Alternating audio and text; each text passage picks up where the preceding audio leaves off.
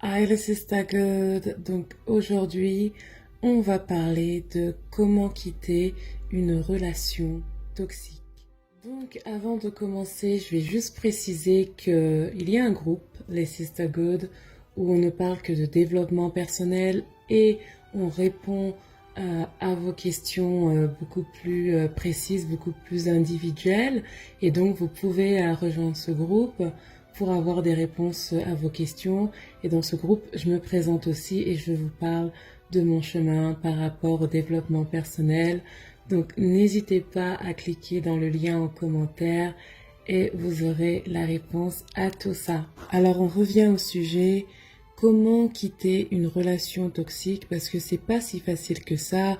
Si c'était si facile que ça, évidemment, personne ne serait dans une relation toxique. Ce qui est difficile, évidemment, c'est déjà de reconnaître deux choses. Reconnaître ce qu'est une relation toxique et reconnaître que l'on est victime. Reconnaître une relation toxique, c'est pas toujours évident parce qu'il faut faire la différence entre la relation toxique et la relation qu'on peut avoir avec une personne avec qui on n'a pas trop d'affinité. Donc la différence, c'est le lien de dépendance. Il y a une dépendance. La victime est dépendante à son bourreau et le bourreau est dépendant. Il y a une dépendance affective. La victime n'arrive pas à se passer de son bourreau. Elle en a besoin, elle a toujours besoin d'être attachée à lui. Et c'est pareil aussi pour le bourreau.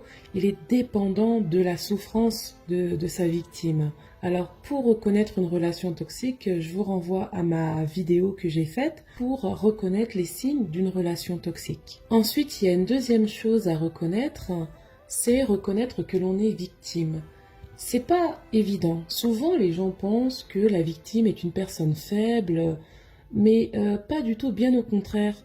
C'est une personne forte qui justement va difficilement assumer ce statut de victime, qui va rejeter ce statut de victime et va toujours vouloir se prouver à elle-même qu'elle est au contrôle de tout, qu'elle ne souffre pas, qu'elle va tout gérer. Et donc elle refuse ce statut de victime et donc elle refuse de voir qu'en fait elle est utilisée par un bourreau.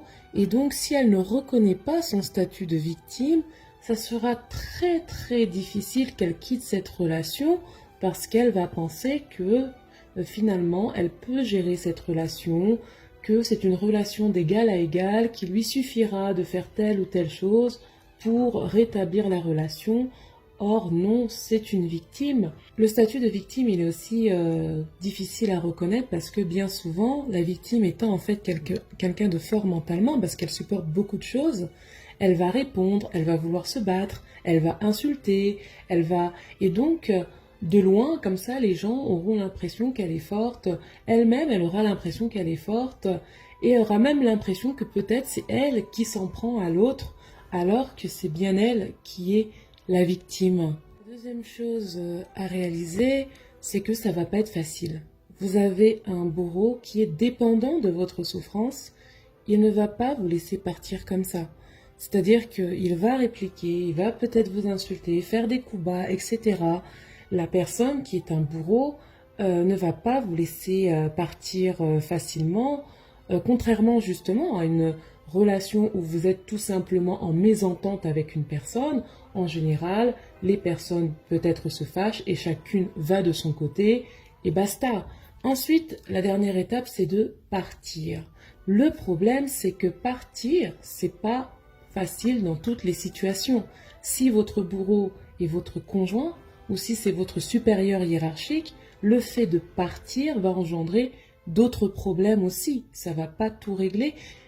Si vous êtes en relation avec une personne toxique et que vous avez des enfants avec cette personne, vous vous doutez bien que le fait de partir ne va pas régler la situation parce que il faut gérer les enfants, il faut gérer peut-être l'appartement que vous avez en commun, c'est peut-être cette personne qui a porté tout ce qui est financier.